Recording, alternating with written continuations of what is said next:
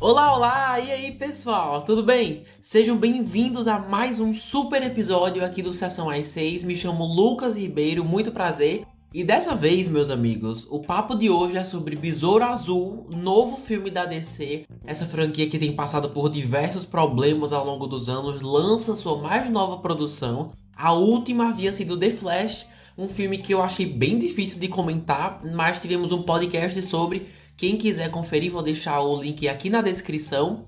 Mas chegamos em agosto e o tema da vez é o tal do Besouro Azul. Hoje a gente vai falar com spoilers das maiores surpresas da história, revelações, o que funcionou, o que poderia ser melhor, cenas pós-créditos, o futuro da DC e, claro, se o Brasil está bem representado nessa super produção que está rodando o mundo todo. Se por acaso você já conferiu e também quer fazer parte da discussão, só mandar mensagem nas nossas redes sociais. No Instagram estamos como @sessãoas6, no TikTok @podsessãoas6 e no YouTube só jogar lá podcast Sessão às 6, que os comentários estão todos abertos para suas opiniões, elogios, críticas ao filme, o podcast. Só mandar lá que adoro trocar uma ideia com vocês. Então é isso, os avisos estão dados, bora começar o papo com spoilers de tudo que rolou em Besouro Azul. Espero que gostem.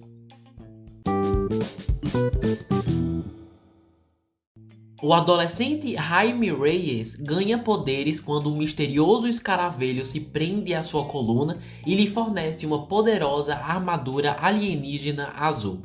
É dirigido por Angel Manuel Soto, não sei se pronunciei certo, espero que sim, que até então já tinha feito uns filmes aqui e ali, mas esse com certeza é o projeto e que muita gente o tá conhecendo agora pela primeira vez, incluindo eu. O filme no momento está em cartaz nos cinemas e em breve irá entrar pro catálogo do HBO Max, como tem sido o caso dos outros projetos da DC. Beleza, seguinte, conheci o personagem Besouro Azul jogando um jogo chamado Injustice 2, não sei se vocês conhecem, mas é basicamente Mortal Kombat, mas com personagens da DC, e acabei me acostumando com ele, seus golpes e tudo mais, e agora de repente virou o meu avatar preferido do jogo, sério. O que é irônico porque, fora isso, fui assistir sem saber praticamente nada. Na verdade, quando entrei na sala, tava com expectativas zero. Os trailers não tinham chamado muita atenção, gostei dos pôsteres, confesso, mas a gente tá passando por uma fase tão puxada de filmes de heróis medianos e até mesmo ruins, que a chegada do Besouro Azul não podia ser numa hora pior. A gente vai falar mais disso daqui a pouco, mas meio que não tinha muita coisa me encorajando a ir super, hiper animado, sabe? Fui porque gosto da DC e da Bruna Marquezine, mas e aí? No final de contas, valeu a pena? Gente, e não é que esse filme é bom, eu fui super desacreditado, mas curti bastante, vou até confessar que chorei 2 vezes, não vou mentir. E realmente, não, ele não inventa a roda, não tem nada super diferentão nesse filme que você já não tenha visto em filmes anteriores. Tô falando do roteiro, tá? O jeito como escolheram contar a história e expor o passado dos personagens, o que mais? As cenas de luta, essas coisas. Se você é como eu e já viu uma quantidade suficiente de filmes de herói, assistindo esse aqui você vai se lembrando de várias outras produções. Sentir as vibes do que? Do primeiro Homem-Formiga, de Power Rangers, Pequenos Espiões, um pouquinho de Transformers, Homem-Aranha, que inclusive já tinha comentado antes que a DC ia usar o Jaime para ser o Peter Parker da DC, e foi exatamente isso que fizeram, o que pra mim super funcionou. E até mesmo Guardiões da Galáxia Volume 3, a cena dele se encontrando com o falecido pai, né, em um plano astral, e o pai dando forças para o filho continuar a luta, foi a mesma coisa que a gente já viu em Guardiões Volume 3, que lançou esse ano. E foi isso que eu quis dizer quando falei que Besouro Azul escolheu sair no momento não muito bom, estrategicamente falando. Porque ok, acabamos de ver Guardiões, The Flash, da própria DC, Homem-Aranha através do Aranhaverso, vai lançar agora um novo filme das Tartarugas Ninja que parece ter uma animação assim fantástica.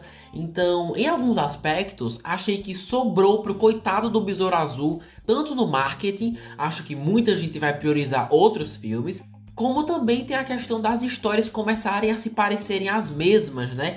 ou pelo menos terem semelhanças suficientes para você sentir que já viu isso antes.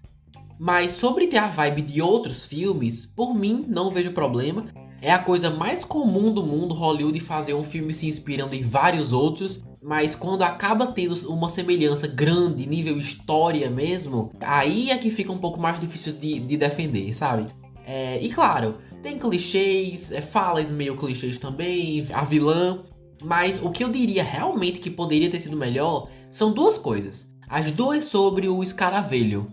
Primeira, mesmo sendo uma história de origem, ou seja, para você conhecer e se estabelecer com tudo pela primeira vez, quando o filme termina, você ainda não sabe muito bem como que os poderes funcionam. Pelo que eu entendi, o que você pensar de arma, o Escaravelho consegue criar, né? Então aí começam as questões. São poderes ilimitados? É um herói que não tem nenhuma fraqueza?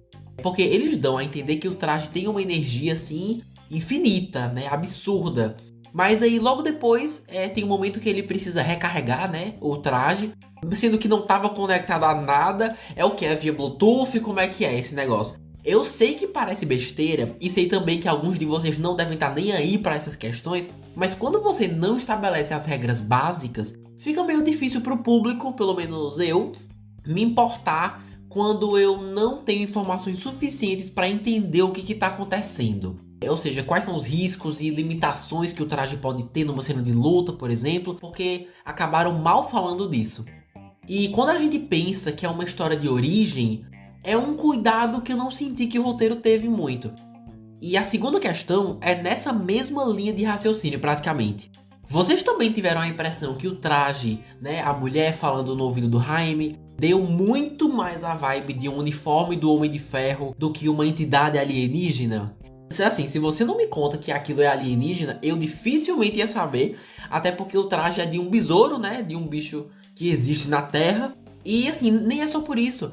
Pelo aspecto robotizado da inteligência lá falando com ele em inglês, que lembra muito o Jarvis, né, que depois virou o Visão. Também quando a gente vê o visor do traje, né, do capacete, parecendo uma tela de jogo de PlayStation 2, o que eu achei um retrô bem fofo, admito. Mas assim, o design no geral te lembra algo mais militar, mais tecnológico, até meio mágico, do que algo fora do nosso planeta. E eu não me importaria de ter visto mais o lado alienígena, uma escritura, nem que seja uma teoria louca da conspiração, sabe?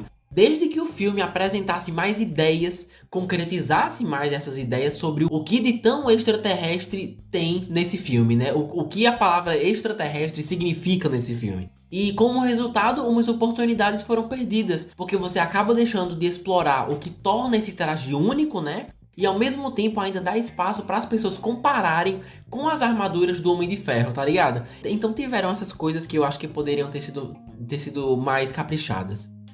Ah, Lucas, mas isso aí são questões muito pequenas. Sim, eu sei, porque eu realmente gostei desse filme. Não achei que cometeram nenhum crime mortal que me tirou da experiência, então bora falar do que funciona. Sem dúvida, começando pela família, né? Você enraizar a história principal com o fato do protagonista crescer numa cultura que valoriza e celebra a família. Assistir isso foi assim, de encher o coração. O filme mesmo tem um coração enorme justamente por isso, por abrir espaço para uma relação familiar tão bonita e em certos pontos bem realística. E escolher uma relação saudável ainda por cima foi importantíssimo. Um outro ponto super positivo foram o quê? As músicas. De fato, essa aventura tem super a vibe filmes dos anos 80 que vai passar na sessão da tarde. E eu juro que falo isso da forma mais positiva possível, porque logo pelos pôsteres, as cores que escolheram destacar, né? Um neon azul, às vezes meio roxo, já dava a entender que a vibe retrô seria super uma possibilidade. E vendo o filme, realmente foi isso que aconteceu. E a música ajudou muito nisso. Não tô dizendo que saí do cinema baixando todas as músicas e tudo mais, mas com certeza elevou a experiência, né? O roteiro, o drama de umas cenas, as lutas. Então, quem ainda não conferiu, vale a pena prestar atenção na trilha sonora, que fez uma diferença bem legal. Mas agora, quem já conferiu sabe que tem umas cenas aí que a gente precisa ir mais a fundo e comentar. Não vai dar pra cobrir todas, mas pelo menos as que mais me causaram uma reação, começando pela morte do pai. Mano, eu sabia que ele ia morrer. Primeiro que o filme começa falando que ele já teve uma parada cardíaca no passado, e ao longo da história você percebe que dentro dessa estrutura familiar, não sei se vocês perceberam isso, ele é a pessoa que no meio do caos acredita que tudo vai dar certo, né? Que coisas difíceis já aconteceram antes e eles conseguiram dar a volta por cima, então agora não vai ser diferente. Sempre com essa vibe muito positiva. E por ele constantemente ser a figura paz e amor, ter também o quê? Ter um problema de saúde e ainda tá num filme de origem de herói, em que ele não é o herói, toda hora eu tava, meu Deus, esse homem vai morrer. Esse homem vai morrer, ele vai morrer. E quando ele morreu, não é que eu chorei? A execução foi tão emotiva e sempre focando no peso que isso tem pra família, que mesmo sabendo o que ia rolar, quando o público finalmente vivencia isso, junto com os personagens, foi o bastante pra me emocionar, de verdade. E a segunda vez, meio que foi por causa dele também, quando a grande batalha termina e tem várias explosões e todo mundo volta pra nave, cansado. E finalmente se permitem chorar, permitem deixar que o luto tome conta daquele momento. Aí a Bruna Marquezine começa a chorar no canto, sozinha, aí eu começo a chorar também. Aí a avó estende a mão pra ela e pronto, acabou. Ali acabou pra mim. Agora, uma coisa sobre o pai que eu gostei muito é que, não sei se vocês já notaram, mas a pessoa que é mais emotiva, mais sábia, mais sensível, que vê a vida de uma forma mais madura e positiva, geralmente, nesses tipos de filmes, são figuras mais femininas, né? É a avó, é a mãe, é a tia, é a professora, às vezes até uma senhora aleatória que aparece na história. Agora, o pai, acho que a última vez que eu vi isso foi na animação Red, da Pixar, mas não acho tão comum de acontecer, de você associar a figura paterna com todas essas qualidades que eu falei agora. E ainda assim, escolher trazer isso pro pai, pro homem, eu achei o máximo. Um diferencial bem legal e que combinou muito com o ator que escolheram pro papel. Ou seja, momentos emocionantes são bem fofos e associar isso com a cultura latino-americana foi bem inteligente, porque algumas culturas lidam com a questão da morte diferente de outras, né? Como a gente viu no filme, mas também foi inteligente numa questão de marketing mesmo, de apelar para um grupo que não tem muita visibilidade em Hollywood e que pode ajudar na bilheteria por causa disso.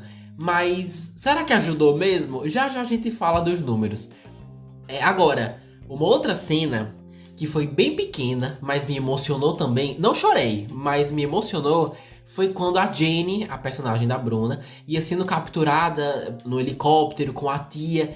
E a última frase que ela fala antes de tentar escapar é em português. Se eu não me engano, a tia fala que mas eu queria muito que o seu pai estivesse aqui pra ver isso. Aí ela olha pra ela e fala, eu também queria, em português, mano. E assim, foi de um jeito tão confiante, acho que ninguém tava esperando. E não perdeu tempo, né? Já cuspiu aquele chiclete que conseguiu claramente com as 3 espiãs demais. Deu um soco na tia, ela foi maravilhosa. E o roteiro permitir que ela também consiga se expressar na sua língua nativa, porque a Jenny é brasileira, né? E não só o Jaime e a sua família. Não sei, mano, deu uma aquecida no coração. Pra mim, aquela cena ali foi a representação do Brasil, do brasileiro expandindo em Hollywood, mostrando eu tô aqui sim e não é impossível, o que é lindo demais. Uma outra cena que também me deu essa mesma impressão foi no final, a última cena mesmo, do Jaime acompanhando a Jenny até a sua moto. Não sei se vocês acharam isso, mas aquele final, aquela rua, aquele bairrozinho, achei tão brasileiro. Tipo, realmente final de filme brasileiro mesmo. Nunca tinha reparado isso até o final, mas aquele bairro onde o Jaime mora com a família é de uma estrutura tão brasileira. As ruas, os muros, as cores das casas, até o arame farpado que fica em cima dos muros. Parecia que era aqui perto, sabe? Mas como a proposta daquele bairro é ser da comunidade latina e não só brasileira, essa semelhança que eu senti deve ser uma coisa universal, né? Uma semelhança, algo em comum que o Brasil tem com outros países latino-americanos. E isso me mostrou como, apesar de culturas diferentes, nós temos muitas coisas iguais também, né? Mas o que eu tô querendo dizer é que me emocionou bastante ver um filme de herói da DC onde o final parece que foi feito aqui perto da minha casa, sabe? Para os americanos isso deve ser uma segunda-feira normal, né? Nova York, então, meu Deus. Mas pra gente pode significar bem mais, né? Ainda mais pessoas que querem seguir um caminho parecido que o da Bruna e entrar no mercado de cinema internacional. Então, esse final foi bem bonito. Também achei super Homem-Aranha. Inclusive tem um filme do Homem-Aranha que o final é o mesmo. Ele chama ela pra dar uma volta estilo super-herói e os dois saírem voando por aí. Funcionou muito pra mim, Jaime ser a versão latino-americana da DC do Homem-Aranha. Então, nota 10. E por falar do Jaime, bora falar um pouco mais dele, começando a seção dos personagens. O ator Xolo Maridueña, que faz o personagem principal, Jaime Reyes, também conhecido como a versão atual do Besouro Azul. Sei que muitos devem conhecê-lo pela série Cobra Kai, mas essa é a minha primeira vez vendo uma produção com ele. E realmente, bastante carisma, né? Dá vida a um jovem que participa e respeita a família que o criou, dos hábitos, as culturas, as tradições. Mas o que mais me chamou a atenção nele foram seus primeiros 20 minutos de filme, na verdade. Essa coisa de ter um choque de realidade, sabendo que todo mundo da família está em crise. E ainda assim, ousar sonhar em dar uma vida mais merecedora da família que tem, né? Tô falando da conversa dele no telhado com a Milagro, né, a irmã, sobre arranjar um bom emprego e ser a pessoa que tira eles da crise. E a cena que ele se deu o trabalho de usar o capelo, né, aquele chapéuzinho de formando, saindo do aeroporto só pra dar um orgulho pros pais. Por aí você já sabe que tipo de pessoa ele é, sabe? Mexeu bastante comigo e essas cenas, mesmo que breves, me falaram mais sobre ele do que qualquer outro momento do filme. Seja uma cena de ação, de romance, nada disso. O que me conectou com o Jaime e me fez entendê-lo mais foi esse começo, e eu espero ter a oportunidade de ver mais da sua personalidade, né? Mais dilemas dentro do ciclo familiar. Se por acaso ele se culpa pela morte do pai, ou então só suas expectativas para a vida mesmo, para o futuro. Se ele acha que vai estar, não sei, traindo a família, se for morar em um lugar longe. De que formas ele acredita que a diferença deve ser feita no mundo, ainda mais com os poderes que tem. Esse tipo de coisa, mano, de dilema, me interessou bastante. E Xolo se mostrou mais do que capaz de dar conta de ser o protagonista de um filme desse tamanho. Agora ela, Bruna Marquezine. Eu tava tão empolgado pra vê-la nesse filme, sério. E fiquei bem surpreso com a quantidade de destaque que deram pra ela, né? A confiança de que ela daria conta de um arco quase tão grande quanto o do personagem principal. E o resultado disso, no geral, é ótimo. Uma cena ou outra, confesso que não funcionou super pra mim. Provavelmente por conta do roteiro. Mas dá pra ver que ela tem uma presença bem legal, sabe bem articular, gesticular o bastante pra mostrar a presença da Jenny na história e como ela reage às loucuras da narrativa, né? É uma boa atriz, isso todo mundo já sabe. Tirando a cena que eu falei agora do chiclete, que dá um socão na tia, na Victoria, aqui a sua atuação mais me chamou a atenção mesmo foi a conversa com o Jaime na mansão abandonada, que se abre mais e fala da sua infância e como valorizava algo que a família dele tinha, que a dela nunca teve, né? Que foi amor, uma família calorosa, que o amor fosse predominante. Tudo aquilo foi ótimo, super me envolveu nesse backstory, né? Nessa exposição sobre o seu passado. Ainda conseguiu chorar várias vezes ao longo do filme, na verdade. Mas foi um momento super íntimo, boas falas e ela entregou super bem. E eu amei muito que ela teve uma mini cena de luta, mano. Nem que fosse curta, mas teve. E eu amei cada segundo. Acho que foi minha parte favorita.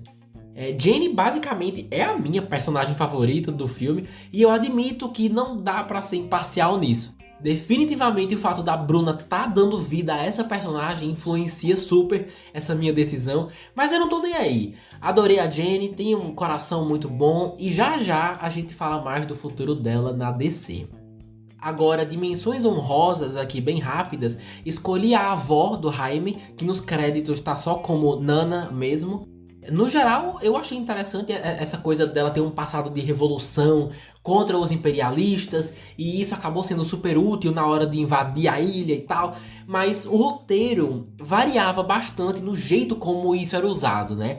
De um jeito assim bem irregular. Uma hora eu realmente achava interessante, trazendo um lado militar de alguém que tinha experiência na área, né? Quando foi sugerir entrar pelos túneis e tal, achei bem útil para aquele momento. Mas logo depois meio que perdiam a mão nisso, trazendo esse aspecto só pra piada. E chega uma hora que já foi tanta piada que nem tem mais graça. Então acabou variando entre interessante e meio ridículo. Mas a atriz fez um bom trabalho, né? Da performance dela, eu curti. Agora, uma oportunidade perdida para fazer uma piada bem engraçada foi a cena da primeira transformação do Jaime, né? Que inclusive tá nos trailers. Aquela super bem feita, bem tensa na sala de casa, né? Bem tensa, macabra, na medida certa. Mas agora, como é que a pessoa mais religiosa da casa não tava ali naquele cômodo pra dar uns palpites e fazer uns comentários, mano? Eu sei que o tio mesmo fala que ele tá possuído e tal, mas imagina só, como teria sido engraçado se a avó chega na sala e começa a fazer umas orações em espanhol, aí depois o quê? Pega uma cruz que encontra a maior que tem e começa a fazer um exorcismo. Assim, eu não tenho ideia se isso ia ser ofensivo de alguma maneira, confesso a vocês. Espero muito que não. Mas assim, teria sido hilário. Imagina só, o menino morrendo durante a transformação e a avó lá segurando uma cruz enorme, fazendo um exorcismo do jeito dela, assim, super improvisado. Nossa, eu acho que teria sido hilário. Ainda mais engraçado do que só gritar que o cara tá possuído. Mas o resultado final foi legal, o que nós tivemos foi bacana, sim, e eu gostei do que vi. Agora, sobre o futuro da DC. E aí, teremos Besouro Azul 2? Olha, até agora nada confirmado quanto a isso, mas se ficaram até o final, sabem que tivemos 2 cenas pós-créditos. A segunda é bem no final mesmo, é literalmente a última coisa de todos os créditos, né? E é só um trechozinho de uma animação do Chapolin Colorado que foi fofa, mas nada mais que uma piada, nada que nos ajude a entender o que tá por vir. Agora, a cena no meio dos créditos, essa sim dá pra bater um papo legal. Basicamente foi o Ted Kord, né, o pai da Jenny, tentando enviar uma mensagem pelo computador antigo que foi ativado, pedindo ajuda e dizendo que ele tá vivo sim, e que a Jenny tinha que saber disso. Ou seja, se houver uma continuação, esse é o maior gancho que nós temos. O pai da Jenny, o cara que um dia já foi um hospedeiro do Escaravelho, inclusive já foi um herói super famoso, na verdade tá vivo, e esse pode ser o foco central no futuro, né? Fazer a história principal ser sobre isso, como foi o caso de Homem-Formiga e a Vespa, mas não deu muito certo naquele filme, eu não gostei muito. Ou então, uma outra opção seria fazer essa a história secundária do filme. Por exemplo, dar essa narrativa, esse arco só pra Jenny, por exemplo, em uma aventura solo, enquanto o Jaime lida com outras questões aí mais importantes. Além disso, tivemos também o quê? Com a morte da Victoria, a Jenny agora é simplesmente a CEO da empresa da família, né? A grande responsável. Até deu um caminhão novo lá para o tio Rudy. Então, além dessa novidade do pai, eles também podem trazer vários arcos, várias dificuldades dela em administrar toda essa responsabilidade, né? Será que é algo demais para ela? Será que ela sente que tá fazendo justiça pelo pai, como o jeito como ela conduz a empresa? Também fazendo justiça em nome de todos os bairros mais pobres que já sofreram muito ao longo dos anos? Então, tem muitas direções que eles podem seguir com essa personagem. A opção é o que não falta. E com Jaime é mais aquilo que eu falei antes. Acompanhar seus novos dilemas pelo jeito como acredita que o mundo deve ser salvo, agora que tem poderes para fazer isso, e lidar com novas ameaças. Queria muito que eles tivessem mostrado o ator que vai fazer o pai da Jenny. Eu sei que ao não mostrar, você ganha mais tempo para ver quem tá disponível, né? Quais atores mais conhecidos têm interesse em interpretar o papel. Mas mesmo assim, mano, talvez nem tenha um segundo filme, nem é confirmado ainda, talvez nunca seja. Eu teria apostado todas as minhas fichas agora e já mostrava a cara do ator escolhido pra ser a cereja do bolo dessa cena pós-crédito, né? Mas enfim. E por falar em futuro, James Gunn, o co-CEO da DC, o cara que tá reorganizando a DC inteira nos cinemas e no streaming nos próximos anos, ao invés de só esperar para ver como o filme iria se sair, como seria recebido pelo público, tá falando por aí em todos os cantos, não sei se vocês viram, que o Besouro Azul é simplesmente o primeiro herói já confirmado desse novo universo aí que ele quer formar. O perigo disso é que, se não for um sucesso como ele espera, pra construir a nova DC sem esse personagem fica mais complicado, né? Agora que ele já falou isso, falou tá falado. E por mais que eu tenha curtido o filme, se não for um sucesso, ele agora meio que tem a obrigação, digamos assim, esse fardo, falando de uma forma bem grosseira, de continuar com uma ideia, com um conceito, que é esse filme, que não funcionou tanto. Simplesmente porque você não conseguiu esperar pra ver como seria recebido e acabou falando mais do que devia. E assim, afinal de contas, ele não disse que essa nova era ia começar com uma série animada e um novo filme do Superman, meu Deus. Do nada me veio com um besouro azul aí no meio, eu achei bem arriscado isso que ele fez. Não sei se foi a melhor ideia. E por que eu tô falando isso? Porque quando a gente começa a olhar e falar dos números, a conta não fecha muito bem. Porque, bora lá, de acordo com os sites Wikipedia e Box Office Mojo, esse lançamento custou entre 100 e 125 milhões de dólares para ser feito. E até o momento dessa gravação, estando aí uma semana em cartaz, arrecadou mais de 55 milhões de dólares no mundo todo. Gente, assim, eu odeio ficar repetindo as mesmas coisas, as mesmas desgraças, porque desde que a DC deu as caras em 2023 com Shazam, parece que eu tô falando as mesmas coisas, mas são os fatos, né? Infelizmente. Esses números são péssimos. Pra quem espera uma continuação, mais do Jaime, mais da Jenny, baixem super as suas expectativas. Porque pelo andar da carruagem, as chances são bem baixas. Para o filme não ter prejuízo e começar a lucrar, que é sempre a meta, né? Aqui no caso, é na faixa de uns 200 milhões por aí. E ele ainda tá lutando para chegar aos 100, mano. Tá complicado. Ah, Lucas, mas essa é só a primeira semana. Mas o que acontece na grande maioria dos casos, quando um filme entra em cartaz, é que depois dos números da primeira semana, a tendência é haver uma queda, né? Ou seja, uma diminuição no público e, consequentemente, na venda de ingressos. Não é uma regra, mas o padrão é esse, né? O esperado é esse. Ou seja, se a abertura já foi abaixo do esperado, a tendência é haverem quedas semanais do público, quedas bem significativas, que vão deixando cada vez mais difícil o seu sucesso se tratando em bilheteria.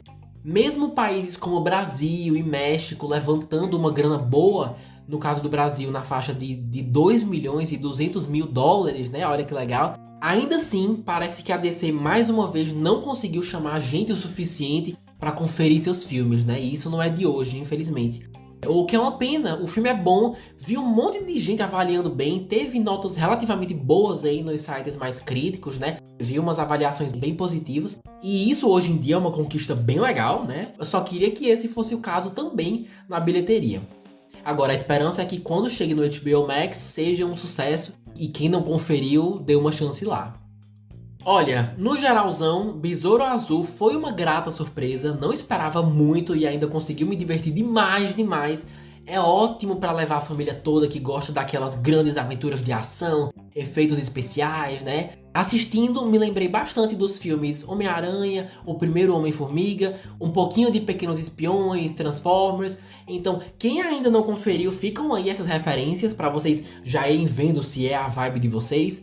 Os efeitos são super bons, a direção é excelente, super profissional, uns movimentos de câmera bem criativos. A música é ótima, tem uma vibe tropical, às vezes meio retrofuturista, com um uso bem legal das cores neon, meio anos 80, gostei. Mas apesar de tudo, o filme sofre por estar saindo no ano em que todo mês a gente tem bem uns 3 filmes de heróis diferentes.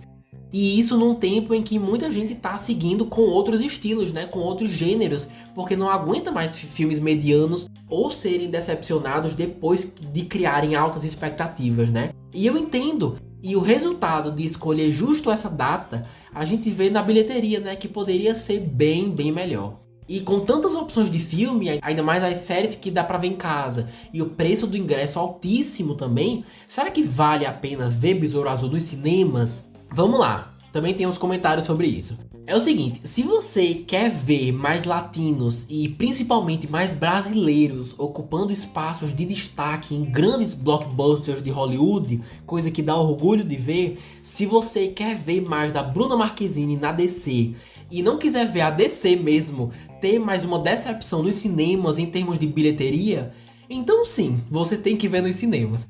O jeito mais eficiente de mostrar que você apoia esse projeto e quer ver mais é comprando o ingresso e prestigiando na sala de cinema, né? A gente já falou sobre isso em episódios anteriores. Mas agora, se por acaso você não se identifica com nada disso que eu falei, então realmente Besouro Azul pode esperar. Daqui a umas semanas eles devem avisar quando vai entrar no HBO Max. Flash acabou de chegar lá, inclusive. Então, quem não tá com pressa ainda vai poder dar uma chance quando chegar no catálogo dessa plataforma sem nenhum custo adicional. E mais uma vez ficamos no aguardo aí de mais anúncios do James Gunn para ver se na prática ele realmente vai cumprir o que falou e se ele tem planos de trazer esses personagens de volta, né? Como disse que iria uns dias atrás. Eu só acredito vendo, mas até lá, melhor esperar sentado, né? Ainda falta Aquaman para dezembro, então na melhor das hipóteses eu não consigo imaginar o retorno desses personagens por um bom tempo. Tá, mas e aí? Aos que já viram, gostaram ou esperavam mais? O que acharam da brasilidade que o filme traz com a adição da Super Bruna Marquezine? Com certeza devo ter deixado alguma coisa passar, então já aproveita e manda seu comentário, suas impressões nas nossas redes sociais. O Instagram é @sessãoas6, o TikTok @podsessãoas6 e também dá para ouvir o podcast pelo YouTube, só pesquisar podcast Sessão às 6. E dito isso, meus amigos, vamos ficando por aqui. Aos que escutaram até o final, muito obrigado. Lembrando que o link do podcast do Flash está na descrição para quem quiser dar uma conferida. Por favor, se puderem, mandem esse episódio para os seus amigos que já viram o filme, que gostam da DC, ou que ainda não sabem se vão ver, né? Que já ajuda demais esse projeto a alcançar mais pessoas, beleza? Então é isso, vou ficando por aqui, um beijo enorme e até a semana que vem. Tchau!